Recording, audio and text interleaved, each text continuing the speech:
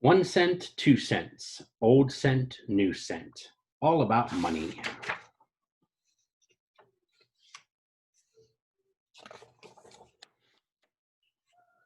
I'm the cat in the hat, and you know something funny?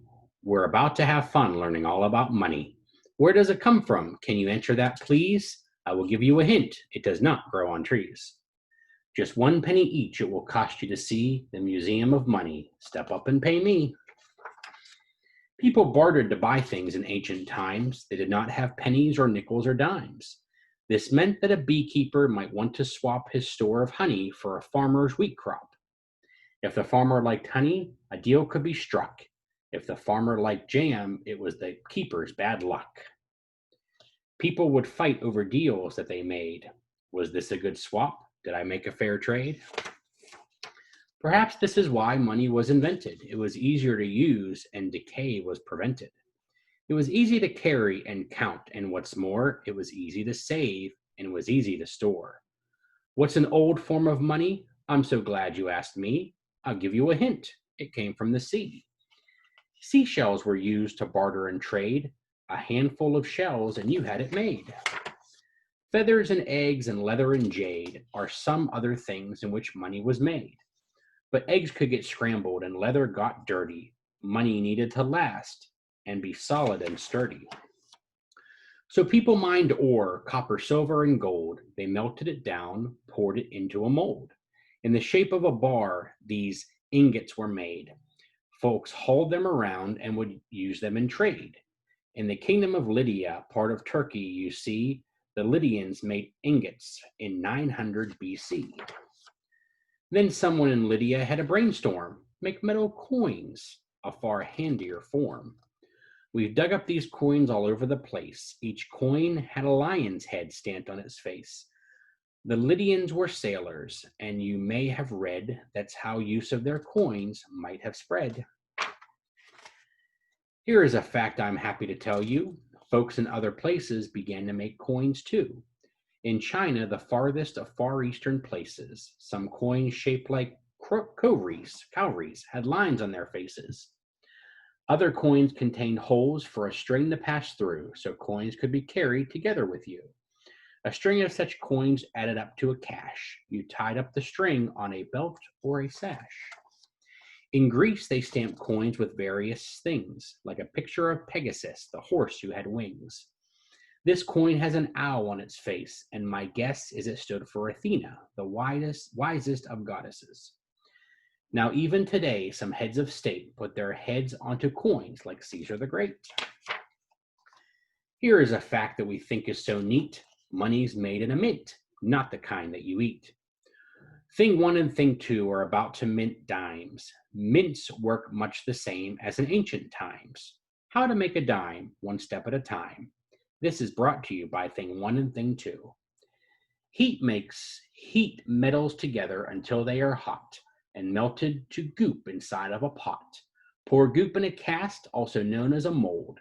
Strike goop with an image before it turns cold. Remove from the cast. Oh, isn't this funny? Time to have fun with your shiny new money.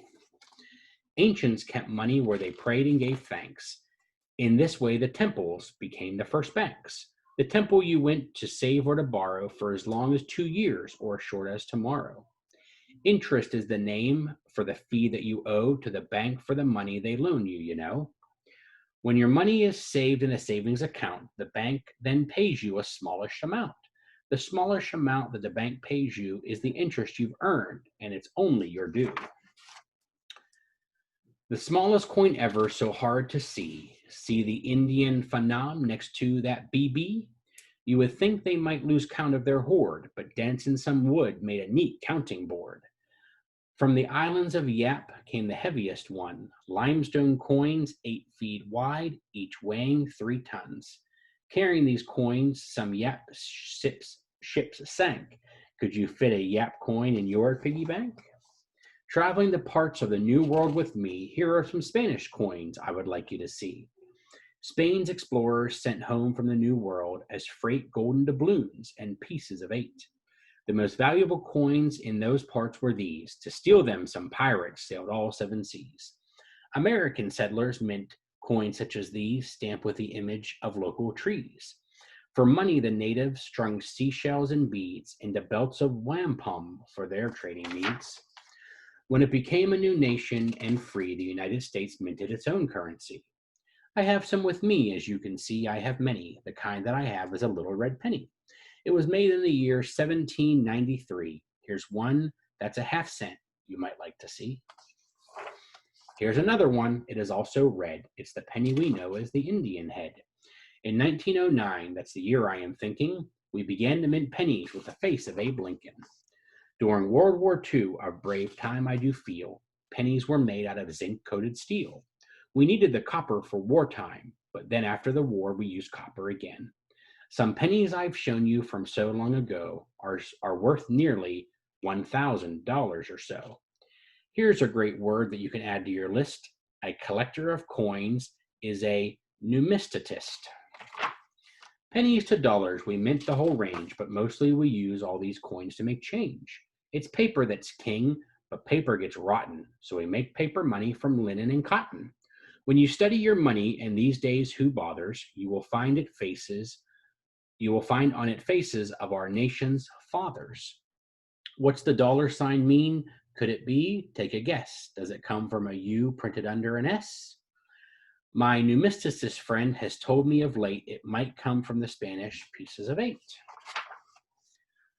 On the 10,000 bill, you will find the face of Abe Lincoln, treasurer, Salmon Porter Chase. Will you find one around? No, you probably won't. They no longer print bills of this size. No, they don't.